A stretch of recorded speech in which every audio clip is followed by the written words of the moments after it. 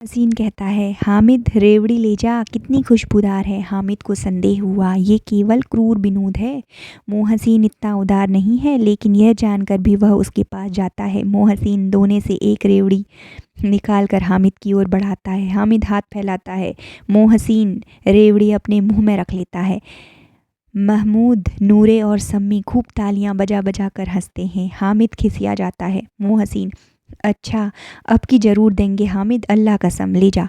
हामिद, रखे रहो, क्या मेरे पास पैसे नहीं हैं? सम्मी, 3 ही पैसे तो हैं, 3 पैसों में क्या क्या लोगे? महमूद, हमसे गुलाब जामुन ले जाओ हामिद। मोहमीन बदमाश है। हामिद, मिठाई कौन बड़ी नेमत है, किताब में इसकी कितनी बुराइयां लिखी हैं। मोहसिन, लेकिन दिल में कह रहे होगे कि मिल जाए तो खा लें, अपने पैसे क्यों नहीं निकालते। महमूद, हम समझते हैं इसकी चालाकी, जब हमारे सारे पैसे खर्च हो जाएंगे तो हमें ललचा ललचा कर खाएगा। मिठाइयों के बाद कुछ दुकानें लोहे की चीज़ों की, कुछ गिलट और कुछ नकली गहनों की। लड़कों के लिए यहाँ कोई आकर्षण न था। वे सब लोग आगे बढ़ जाते हैं। हामिद लोहे की दुकान पर रुक जाता है। कई चिमटे रखे हुए थे। उसे ख्याल आया, दादी के पास चिमटा नहीं है। तवे से रोटियां उतारती है तो हाथ जल जाता है। अगर वह चिमटा लेकर जाए, दादी को दे, तो वह कितना प्रसन्न होगी। फिर उसकी उंगलियां कभी न जलेंगी। घर में एक काम की चीज़ हो जाएगी। खिलौने से क्या फ़ायदा, व्यर्थ में पैसा खराब होता है। जरा देर की ही तो खुशी होती है, फिर तो खिलौनों को कोई आंख उठाकर भी नहीं देखता, या तो घर पहुंचते पहुंचते टूट फूट कर बराबर हो जाएंगे। चिमटा कितने काम की चीज़ है। रोटियां तवे से उतार लो, चूल्हे में सेंक लो। कोई आग मांगने आए तो चटपट चूल्हे से निकाल कर उसे दे दो। अम्मा बेचारी को कहाँ फुर्सत है कि बाजार जाए, और इतने पैसे ही कहाँ मिलते हैं, रोज़ हाथ जला लेती है। हामिद के साथी आगे बढ़ गए थे। सवील पर सब के सब शरबत पी रहे हैं। देखो सब कितने लालची हैं, इतनी मिठाइयाँ ली, मुझे किसी ने एक भी न दी। उस पर कहते हैं मेरे साथ खेलो, मेरा यह काम करो। अब अगर किसी ने कोई काम करने को कहा तो पूछूंगा, खाएं मिठाइयाँ, आप मुंह सड़ेगा, फोड़े फुंसियाँ निकलेंगी, आप ही जवान चटोरी हो जाएगी। तब घर से पैसे चुराएंगे और मार खाएंगे। किताब में झूठी बातें थोड़ी ही लिखी हैं। मेरी जवान क्यों खराब होगी। अम्मा चिमटा देखते ही दौड़कर मेरे हाथ से ले लेंगी और कहेंगी, मेरा बच्चा अम्मा के लिए चिमटा लाया है। हजारों दुआएं देंगी और फिर पड़ोस की औरतों को दिखाएंगी। सारे गांव में चर्चा होने लगेगी, हामिद चिमटा लाया है, कितना अच्छा लड़का है। इन लोगों के खिलौनों पर कौन इन्हें दुआएं देगा। बड़ों की दुआएं सीधे अल्लाह के दरबार में पहुंचती हैं और तुरंत सुनी जाती हैं। मेरे पास पैसा नहीं है तो मोहसिन और महमूद यूं मिजाज दिखाते हैं, मैं भी इनसे मिजाज दिखाऊंगा। खेलें खिलौने और खाएं मिठाइयाँ, मैं नहीं खेलता खिलौने, किसी का मिजाज क्यों सहूँ। मैं गरीब सही, किसी से कुछ मांगने तो नहीं जाता। आखिर अब्बा जान कभी न कभी आएंगे, अम्मा भी आएगी ही। फिर इन लोगों से पूछूंगा कितने खिलौने लोगे, एक एक को टोकरियाँ खिलौने दे दूँ और दिखा दूँ कि दोस्तों के साथ किस तरह का सलूक किया जाता है। यह नहीं कि एक पैसे की रेवड़ियाँ ली तो चिढ़ा चिढ़ा कर खाने लगे। सब के सब हंसेंगे कि हामिद ने चिमटा लिया है। हंसे मेरी बला से। उसने दुकानदार से पूछा, यह चिमटा कितने का है। दुकानदार ने उसकी ओर देखा और कोई आदमी साथ न देखकर कहा, तुम्हारे काम का नहीं है जी, बिकाऊ है कि नहीं। बिकाऊ क्यों नहीं है और यहाँ क्यों लाद लाए हैं, तो बताते क्यों नहीं, कै पैसे का है। 6 पैसे लगेंगे। हामिद का दिल बैठ गया। ठीक ठीक बताओ। ठीक ठीक 5 पैसे लगेंगे, लेना हो तो लो, नहीं तो चलते बनो। हामिद ने कलेजा मजबूत करके कहा, 3 पैसे लोगे। यह कहता हुआ वह आगे बढ़ गया, दुकानदार की घुड़कियां न सुनने। लेकिन दुकानदार ने घुड़कियां नहीं दी, बुलाकर चिमटा दे दिया। हामिद ने उसे इस तरह कंधे पर रखा मानो बंदूक है और शान से अकड़ता हुआ संगियों के पास आया। जरा सुने सबके क्या क्या आलोचनाएं करते हैं। मोहसिन ने हंसकर कहा, यह चिमटा क्यों लाया पगले, इसे क्या करेगा? हामिद ने चिमटे को जमीन पर पटक कर कहा, जरा अपना भिस्ती जमीन पर गिरा दो, सारी पसलियां चूर चूर हो जाएं। बच्चू की महमूद बोला, तो यह चिमटा कौन खिलौना है? हामिद, खिलौना क्यों नहीं है, अभी कंधे पर रखा बंदूक हो गई, हाथ में ले लिया फकीरों का चिमटा हो गया। चाहूँ तो इससे मजीरे का काम ले सकता हूँ। एक चिमटा जमा दूँ तो तुम लोगों के सारे खिलौने की जान निकल जाए।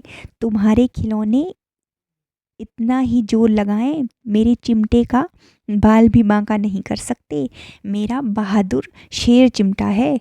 सम्मी ने खंजरी ली थी, प्रभावित होकर बोला, मेरी खंजरी से बदलोगे? दो आने की है। हामिद ने खंजरी की ओर अपेक्षा से देखा। मेरा चिमटा चाहे तो तुम्हारी खंजरी का पेट फाड़ लेगा। बस एक चिमटे की झिल्ली लगा दी, डब डब बोलने लगी। जरा सा पानी लग जाए तो खत्म हो जाए। मेरा बहादुर चिमटा आग में, पानी में, आंधी में, तूफान में बराबर डटा खड़ा रहेगा। चिमटे ने सभी को मोहित कर लिया। लेकिन अब पैसे किसके पास धरे हैं? फिर मेले से दूर निकल आए हैं, 9 कब के बज गए हैं। धूप तेज हो रही है, घर पहुंचने की जल्दी हो रही है। बाप से जिद भी करें तो चिमटा नहीं मिल सकता। हामिद है बड़ा चालाक, इसलिए बदमाश ने अपने पैसे बचा रखे थे। अब बालकों के 2 दल हो गए, मोहसिन, सम्मी और नूरे एक तरफ, हामिद अकेला दूसरी तरफ। शास्त्रार्थ हो रहा है।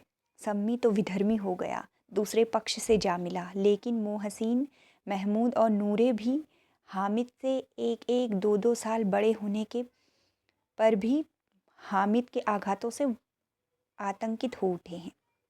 उनके पास न्याय का बल है और नीति की शक्ति। एक और मिट्टी है, दूसरी ओर लोहा, जो इस वक्त अपने को फौलाद कह रहा है। वह अजय है, घातक है। अगर कोई शेर आ जाए तो मियाँ भिस्ती के छक्के छूट जाएं। मियाँ सिपाही मिट्टी की बंदूक छोड़कर भागे, वकील साहब की नानी मर जाए, चोगे में मुंह छिपाकर जमीन पर लेट जाए, मगर यह चिमटा, यह बहादुर रुस्तमे हिंद लपक कर शेर की गर्दन पर सवार हो जाएगा और उसकी आंखें निकाल लेगा। मोहसिन ने कहा, जरा अपना चिमटा दो, हम भी देखें। तुम हमारा भिस्ती लेकर देखो। महमूद और नूरे ने भी अपने अपने खिलौने पेश किए। हामिद को इन शर्तों को मानने में कोई आपत्ति न थी। चिमटा बारी बारी से सबके हाथ में गया और उनके खिलौने बारी बारी से हामिद के हाथ में आए। कितने खूबसूरत खिलौने हैं। हामिद ने हारने वालों के आंसू पोंछे। मैं तुम्हें चिढ़ा रहा था। सच? हाँ, यह चिमटा भला उन खिलौनों की क्या बराबरी करेगा, मालूम होता है। अब बोले, अब बोले। लेकिन मोहसिन की पार्टी को इस दिलासे से संतोष नहीं हुआ। चिमटे का सिक्का खूब बैठ गया। चिपका हुआ टिकट अब पानी से नहीं छूट रहा है। मोहसिन, लेकिन इन खिलौनों के लिए कोई हमें दुआ तो न देगा? महमूद, दुआ को लिए फिरते हो, उल्टे मार न पड़े। अम्मा ज़रूर कहेगी कि मेले में यही मिट्टी के खिलौने मिले। हामिद को स्वीकार करना पड़ा कि खिलौनों को देखकर किसी की माँ इतनी खुश न होगी जितनी उसकी दादी चिमटे को देखकर होगी। 3 पैसे ही तो थे, उसे सब कुछ करना था और उन पैसों के इस उपयोग पर पछतावे की बिल्कुल ज़रूरत न थी। फिर अब तो चिमटा रुस्तमे हिंद है और सभी खिलौनों का बादशाह। रास्ते में महमूद को भूख लगी। उसके बाप ने केले खाने को दिए। महमूद ने केवल हामिद को साझी बनाया। उसके अन्य मित्र मुंह ताकते रह गए। यह उस चिमटे का प्रसाद था। 11 बजे गांव में हलचल मच गई। मेले वाले आ गए। मोहसिन की छोटी बहन ने दौड़कर भिस्ती उसके हाथ से छीन लिया और मारे खुशी के जा उछली तो मियाँ भिस्ती नीचे आ रहे और सुरलोक सिधारे। इस पर भाई बहन में मारपीट हुई। दोनों खूब रोए। उनकी अम्मा यह शोर सुनकर बिगड़ी और दोनों को ऊपर से दो दो चांटे और लगाए। मियाँ नूरे के वकील का अंत उनके प्रतिष्ठानुकूल इससे ज़्यादा गौरवमय हुआ। वकील जमीन पर या ताक पर तो नहीं बैठ सकता, उसकी मर्यादा का विचार तो करना ही होगा। दीवारों में खूंटियाँ गाड़ी गई, उन पर लकड़ी का एक पटरा रखा गया, पटरे पर कागज का कालीन बिछाया गया। साहब राजा भोज की भांति सिंहासन पर विराजे। नूरे ने उन्हें पंखा झलना शुरू किया। अदालतों में खसकी टट्टियाँ और बिजली के पंखे रहते हैं, क्या यहाँ मामूली पंखा भी न हो? कानून की गर्मी दिमाग पर चढ़ जाएगी कि नहीं?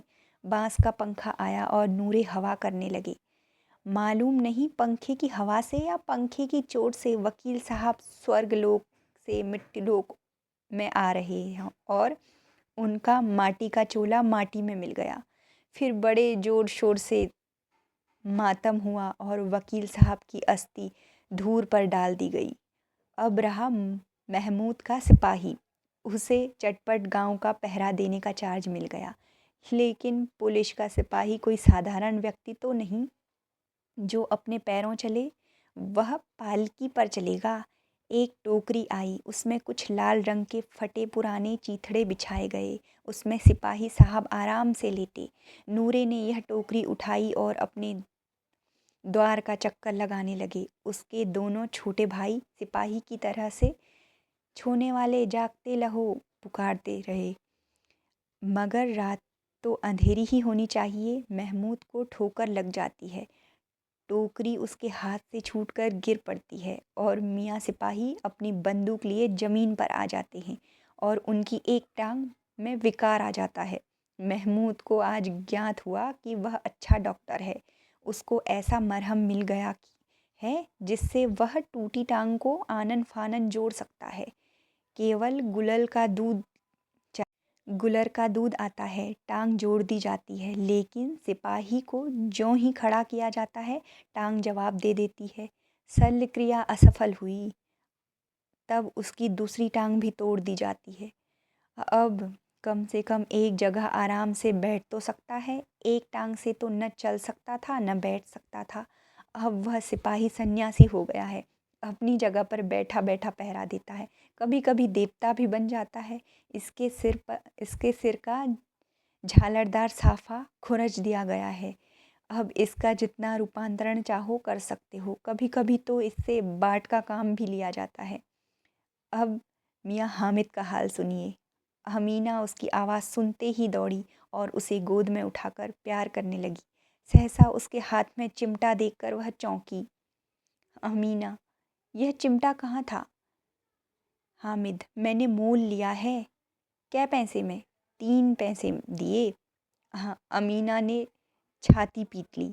यह कैसा बेसमझ लड़का है कि दोपहर हुआ, कुछ खाया न पिया, लाया क्या चिमटा? सारे मेले में तुझे और कोई चीज़ न मिली जो यह लोहे का चिमटा उठा लाया? हामिद ने अपराधी भाव से कहा, तुम्हारी उंगलियां तवे से जल जाती थी, इसलिए मैंने इसे लिया। बुढ़िया का क्रोध तुरंत स्नेह में बदल गया, और स्नेह भी वह नहीं जो प्रगल्भ होता है और अपनी सारी कसक शब्दों में बिखेर देता है। यह मूक स्नेह था, खूब ठोस, रस और स्वाद से भरा हुआ। बच्चे में कितना त्याग, कितना सद्भाव और कितना विवेक है। दूसरों को खिलौने लेते और मिठाई खाते देखकर इसका मन कितना ललचाया होगा। कितना जफ्त इससे हुआ कैसे।